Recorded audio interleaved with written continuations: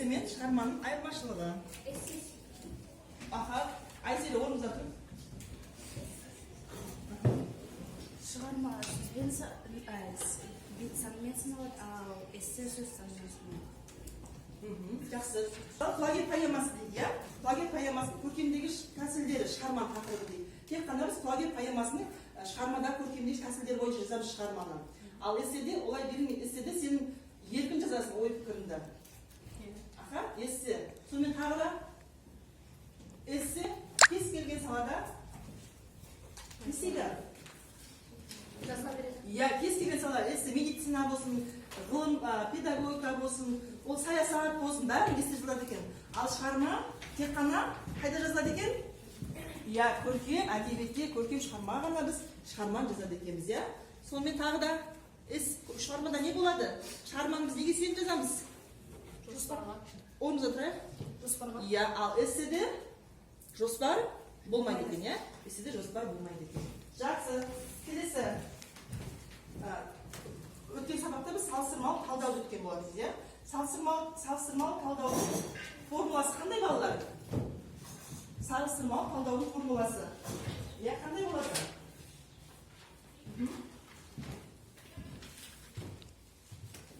Не істейміз салыстырмалы талдауда?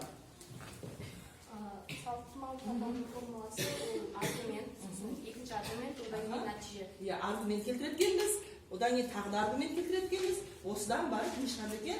Нәтижесі, синтезі шығады екен. Жақсы. Жақсы балалар, үй тапсырмасына. Балалар белсенді қатысайық сабаққа. Жарай ма? Ондай болса балалар үй тапсырмасы бойынша Русалина. Жақсы жауап берді. Аяру, иә? Аяру жауап берді. Үңкәр қателесті жауап беруіне. Жақсы, олай болса. Балалар,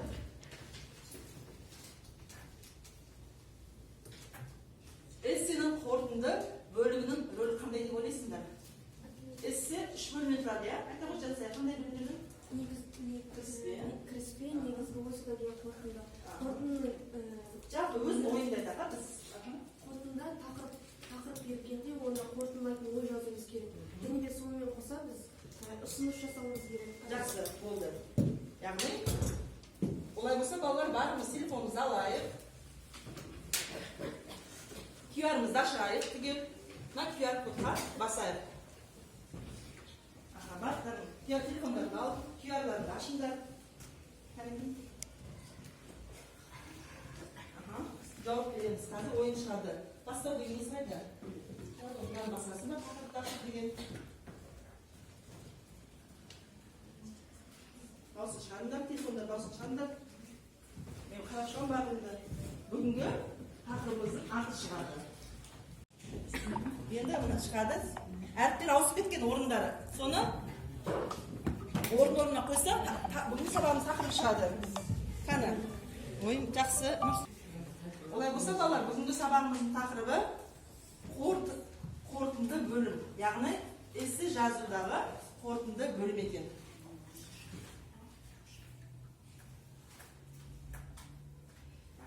Бәріміз экранға қараймыз. Яғни, тақырып бойынша дәлелді қорытындылаймыз. Одан кейін барып жаңа аргумент қолданбаймыз. Аргументті біз негізгі бөлімде қолданып қоямыз, иә? Үшінші, мақалмен, цитатамен, дәйекті сөздермен қорытындылауға болады екен.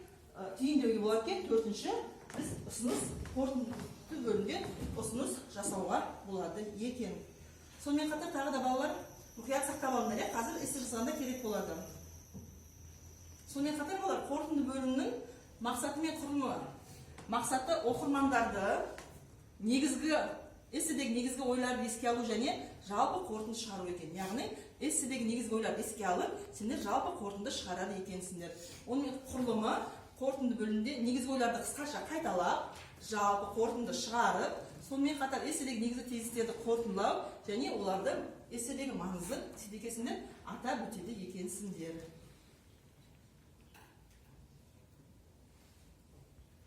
Қорытынды бөлімді құру үшін мынандай тапсырмалар орындайды екенбіз. Негізгі ой жазады екенбіз, жалпы қорытындылайды екенбіз, сонымен қатар жаңа ой айтады екенбіз. Қорытынды жазғанда ескерілетін ережелер. Қорытынды қысқа болады, түп нұсқасы болу керек, яғни бөтен аргумент қоспайсыңдар, сонымен ол маңызды болу керек, яғни қорытындысын шығару керек екенсіңдер. Енді балалар, қорытындыны жетілдіру бойынша сендер кеңестер, енді қорытынды бөлім жазуға сендер кеңес береміз. Оқырмандарға, яғни қорытынды бөлім оқырмандарға сен негізгі ойын еске салу керек, яғни негізгі бөлімде не айтылды, соны еске саласыңдар. Одан кейін барып қорытынды бөлім сендер негізгі ойлардың жаңа түсіндірмесін бересіңдер. Негізгі бөлімдегі ойдың сендер қорытынды бөлімде басқаша түсіндірмесін бересіңдер, басқаша мақалмен, цитатамен, дәйек сөзбен келтіресіңдер. Ал үшінші қорытынды бөлімде негізгі ойдағы ойды қорытындылап, олардың жалпы мағынасын атап өтесіңдер. Ал енді балалар, осы жаңа тақырыпты ары қарай меңгеру үшін сендерге тапсырма беріледі қазір. Топтық жұмыс.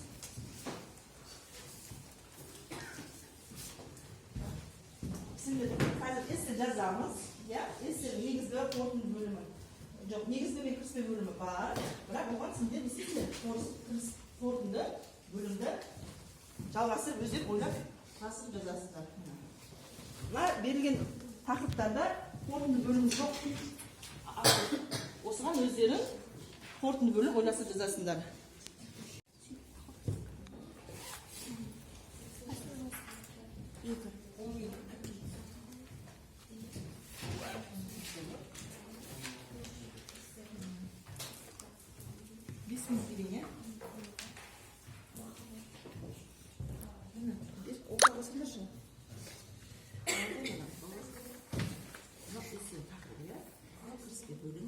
Негізгі бөлімі.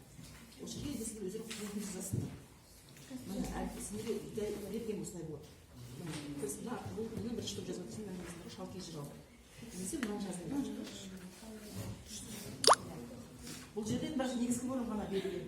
Бұған кіріспе және қорытынды бөлім жазасыңдар.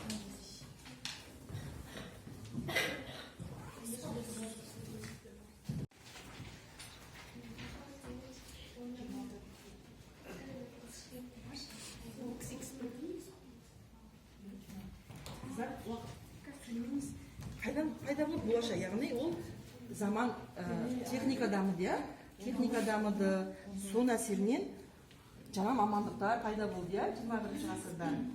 Медицина саласы болсын, техника саласы болсын, көптеген қажеттілік болды. Өздерін білесіңдер, мамилография деген өздерін араларында. Ол да мамандық түрі мысалы.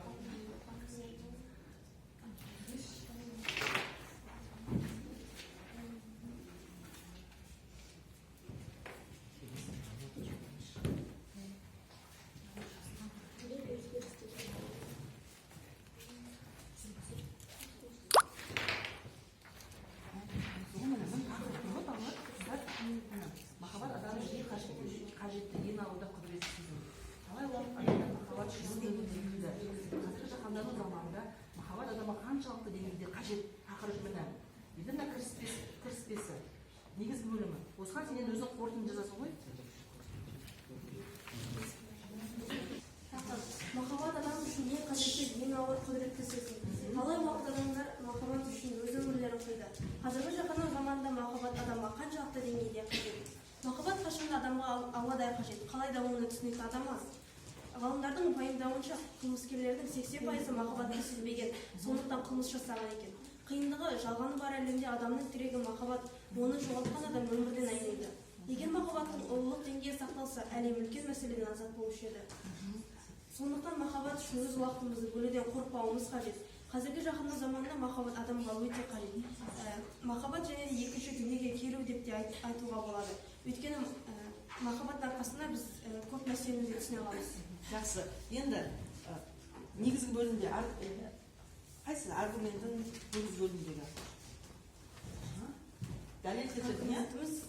Ғалымдардың пайымдауынша қылмыскерлердің 80% махаббатты сезбеген, сондықтан қылмыс жасаған. Қиындығы, жалғаны бар әлемде адамның тілегі махаббат, оны жоғалтқан адам өмірден айнайды. Жақсы. Бұл аргумент екен, иә? Жақсы. Негізгі бөлімнің басынан бастап қайтадан оқы. Әрине, кіріспе, негізгі 21 ғасыр технология мен ақпараттың қорытынды дамуының дәуірі. әлем өзгерістерге толы және бұл қоғамдағы жаңа мамандықтар пайда болуына алып келеді.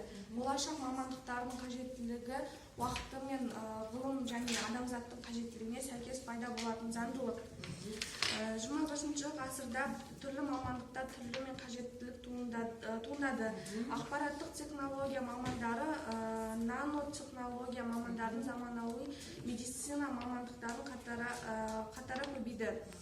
Себебі ғылым мен техника тоқтаусыз даму үстінде адам өмірін жеңілдетуге, уақытты үнемдеуге бағытталған түрлі ғылыми ашулармен бірге сол саланың мамандықтарын қажеттіліктер туындады.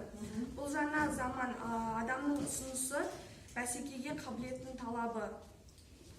Ал қорыта келе болашақ мамандықтар қоғамның қажеттілігі мен уақыт талабына сай туындайды. Сондықтан әрбір адам өз мүмкіндігі мен қызығушылықтарын ескере отырып болашақ мамандығын таңдай білуі керек. Жақсы. Одан бетер дамытатын болсақ, мектептегі тақталарды дәл осындай электронды қылып, және де осы технологияны осылай электронды қылып, және де электрон тақталарды техниканы көбейтсе, және де мектептегі или бір басқа жердегі немесе осы жердегі или қоғамдағы нәрсені дегенде технологияны, тазалықты сақтасақ. Сондай мамандықтар пайда болса екен деп ойлайсың ба? Жарайды, жақсы. Балалар, бірінші тапсырманы аяқтадық. Енді сіздерге екінші тапсырма. Бірінші тапсырма бойынша екі топта жақсы эсселер жазды. Қандай тақырып аласың өздеріңіз? Мен мына тақырып беріп отырмын. Логистика ілімі маңызы неде? Логистика ілімі.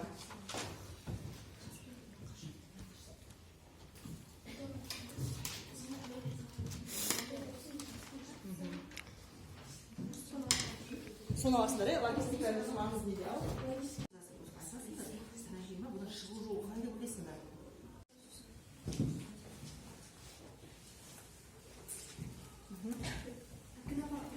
Болады әрине.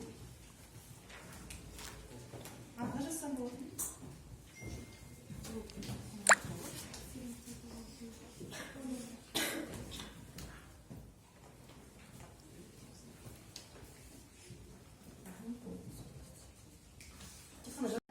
Логистика қызметтерінің тиімділігін арттыру қажеттілігі. Екіншісі, тауар айналымын жылдам әрі тиімді ұйымдастырудың маңыздылығы және халықаралық саудада логистиканың рөлі. Мәселенің шығу жолын ұсыну. Біріншісі, цифрлық технологияларды қолдану арқылы логистиканың қызметінің сапасын жақсарту. Екіншісі, логистика саласындағы мамандарды даярлау бағдарламаларын жақсарту. Яғни сен екі жол ұсынады дейсің, мәселеде шығудың. Қандай дедің, қайталашы? Мамандарды дайындау және логистика қызметінің сапасын жақсарту. Жақсы. Қандай мәселе көтердің сонда сен? Логистика ілімінің маңызын. Логистика ілімінің маңызды екен, көтерген мәселе. Жақсы. Жақсы, отырады тағы. Айза, не айтасың? Қандай ұсыныс шешім жолын айтасың, көтересің? Логистика ілімін дамыту үшін біздің елімізде қандай ұсыныстар айтасыңдар?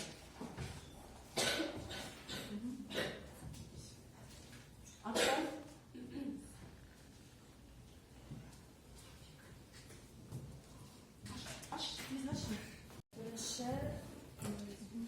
Бірінші біз біліміміз бен ілімімізді дамыту сол арқылы логистика ілімін маңызы мен негізгі ақпараттарын біле аламыз.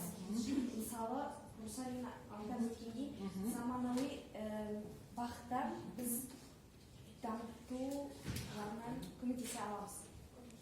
Яғни елімізді заманауи қарқынды дамуына біз көмектесе аламыз дейміз, Енді бір ұсыныс айтшы. Бұл бағытты біз цифрландыру және технология арқылы дамытуға қолданамыз. Яғни цифрландыру керек деп ойлайсың сен, Мысалы, қазір барлығы цифрлық үкімет, цифрлық сауаттылық дейді, жасанды интеллект дейді, барлық соған көшіп жатыр, иә.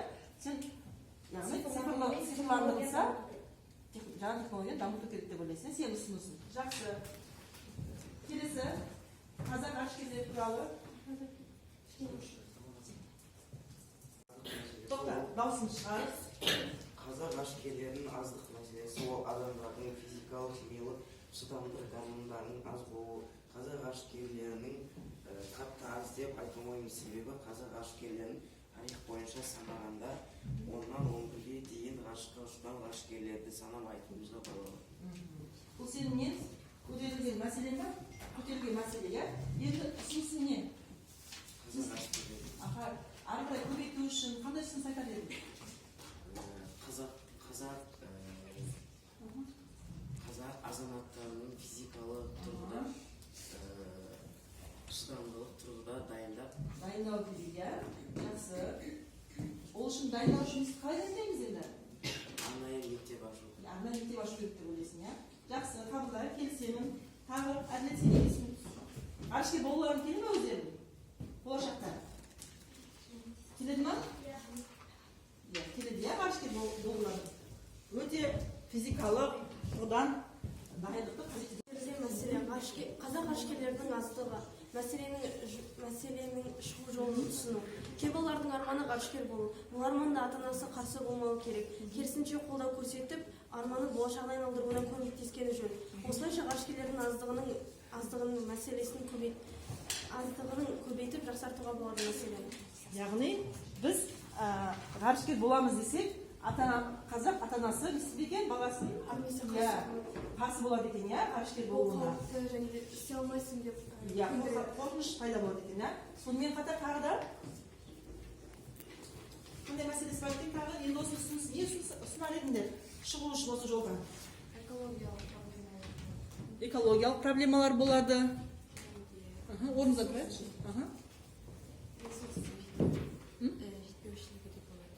Нені? Ресурстардың жетпеушілігі, дамымауының бір себебі деп ойлайсың, иә? Жақсы. Бүгінгі сабақ бойынша өздерің бір қорытынды жазыңдаршы. Алған мәселелер бойынша. Иә, қорытынды бөлім. Қорытынды жазыңдар.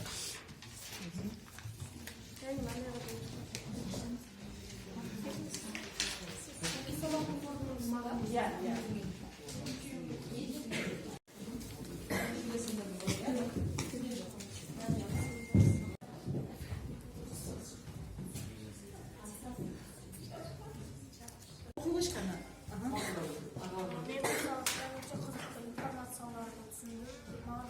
Мәліметтерді сөйлейміз, иә? Жақсы. Кім? Ашырсан, сен сөйлеші. Бүгінгі сабақта мен бұрын ойланбаған тақырыптар туралы ойландым. Иә, мәліметтер алдың, иә? Тақырыптарды ойландың. Ғарышкер болғың келді ма? Бұрын болған еді. Бұрын болғым келді. Бұрын болғың келді. Енді болғың келмей ма? Жақсы. Тағы кім? Жансая? Осы уақытта қорытынды бөлімінің идеяларымен танысып, қорытындыны қалай жазу керек екенін түсіндім. Жақсы. Қанша деген тақырып үйді есіне жазып келеміз, иә?